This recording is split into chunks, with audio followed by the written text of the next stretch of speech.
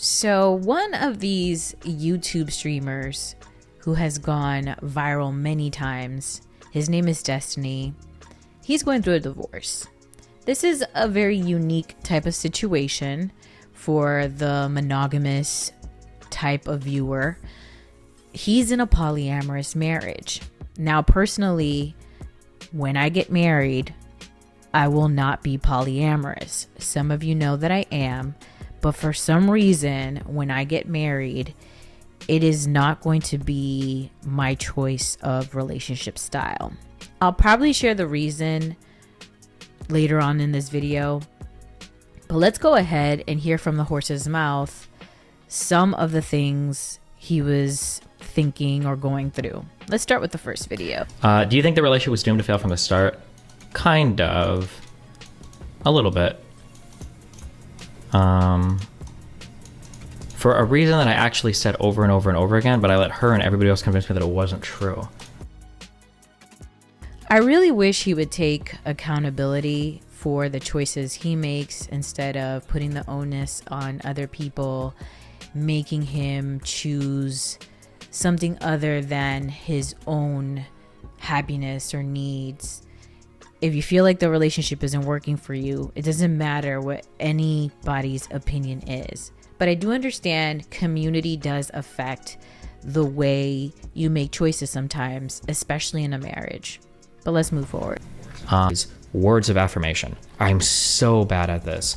Not only am I really bad at this, I don't value it at all. It means nothing to me. I hate them. I'm a way more action-oriented person. I just don't care. I don't care. Unless you want to give me like a meaningful compliment. Like when, like if you want to compliment me something I worked hard on and you're like, good job on this, then I'd be like, thank you. But yeah, like having a partner tell me like, oh, you're so handsome. It's like, yeah, obviously you think this. You're not gonna say I'm ugly, bitch. When he said that, it made me think of how many times I've been in relationships, and many women have been in relationships, and a man does not value the things that make us feel loved. And I hear in a lot of his commentary or his video clips in this subject that he just doesn't care about a lot of things. He doesn't have empathy in certain parts of the relationship. He doesn't really feel that, like, he doesn't feel jealousy. He doesn't feel that connection that most people feel when it comes to feeling betrayed or feeling envy or any of those things. He did mention that if it's something like we promise to hook up on a riff and you decide to go hook up with someone else, I'd be mad that it's not me. But it's not necessarily a, oh my God, it makes me sick to my stomach that you're with that other person, which is fair. That's okay.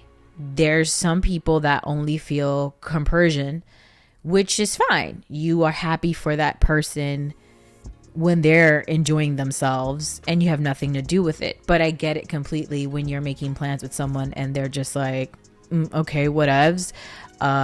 I'll hit you up later, and you're like, hello, we made plans. I get it. That is frustrating. I hate feeling like I am like the sole source of somebody's certain type of attention. It is the most stressful thing in the world to me. If I feel like I'm the only person that can provide somebody's like romantic or sexual fulfillment, it's just like, that's a lot of pressure, because sometimes I get stuck in work. Sometimes like events are happening. Sometimes like shit. Sometimes I'm just on the mood. Sometimes whatever. It's just like too much. It's like way too much pressure for me. That's really interesting, because in another clip he shares that he loves being in relationships. He's been dating for many years of his life and he just loves being in relationships. But to me, it almost comes off like he just wants a warm body. A warm body next to him, that's fine. And I watched the whole stream and he shared that if Melina only wanted a green card and money, then there would be less problems in the relationship. But to me, it really just sounds like someone who doesn't want to deal with the real crux of being in a relationship with someone. And that means understanding their love language, whether you're monogamous or polyamorous. Way too much pressure. I think that it's a little bit of a cop-out. You don't want to make the investment, the emotional investment in a relationship, yet you want to be in multiple type of situations. And he says he likes relationships, but then he kind of salivates between he just likes to hook up, he'd rather be the third wheel of a couple, and if they invite him in, then all right, let's do this. So I don't know about him. It just seems like for him, it's just about novelty and the experience and having a warm body. It's not about the deep intertwining type of things that happen in a relationship. And I mean, if that works for him, then vibes. I can't hate on that. I like relationships. I love relationships. There's a reason why I've been dating basically every single month of my life since I was 17. Okay, I like being with people. I like having somebody to sleep next to. I like having somebody, like when I walk in my apartment, I want to like touch somebody or, you know, give somebody kisses, or I don't know. I think that having somebody around is like super ultimate, like ultra fulfilling. Like living alone for weeks and months and like not having like he says just touch somebody, and it's not like touch the person I love, touch the person I care about. It's not about that. For him, it's a way to fill that void. It's a way to get attention. That's what it sounds like to me. And now I'm not knocking anyone who is about that life, who rather get into situationships or relationships for the attention, but just understand that if you actually get in a real relationship, which is what he's in, which is a marriage, it consists of more. And it's not just paying bills, it's not just traveling, it's not just getting high.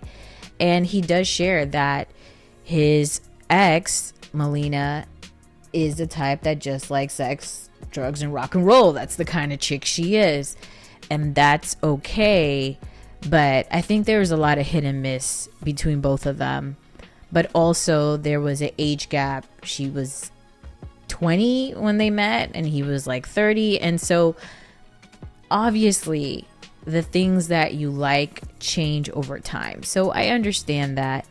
She's like, I need somebody who is willing to give me like a lot of freedom and stuff.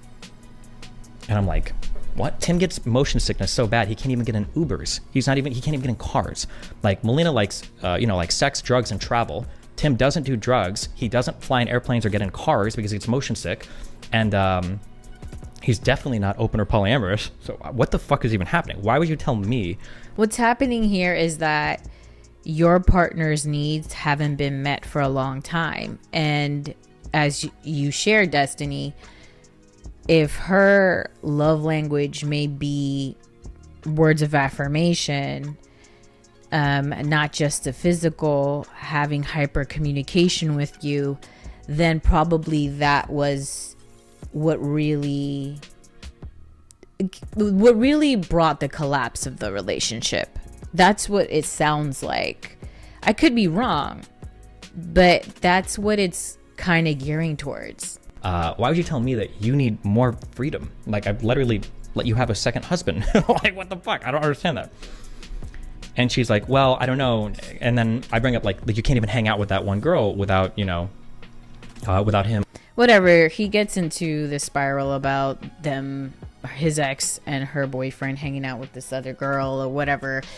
Anyway, it's just a hot mess. But I'm trying to bring it to the point of a lot of people get in relationships or get married and they do not try to understand the full scope of what it is to be in a relationship or in a marriage. And it can be very traumatizing to be with someone like that for many years, despite you accepting them for who they are, right? And I think that she went to Tim, who has all the time in the world to give her the attention she needs. Apparently he's broke, and she feels happier or more fulfilled on the emotional side. Probably not the financial side, but on the emotional side. And it's like the 80-20 rule. You meet someone that gives you 20% and you think, oh my God, this is gold. The only difference is that she actually went for the 20 and left the 80 80%. But maybe that 80% wasn't even that good. Do you get what I'm saying? Like, it's 80% of the basics, but it wasn't the essentials, if that makes sense. If you are 30 years old, you should probably date girls that are like 25 and older. It's really scary when you date somebody who's 20, because when somebody's that young, they don't really know what they want yet. And that's fair. You don't really know what you want when you're 20. And if you do know what you want, it will change, if not dramatically, by the time you're 30 something.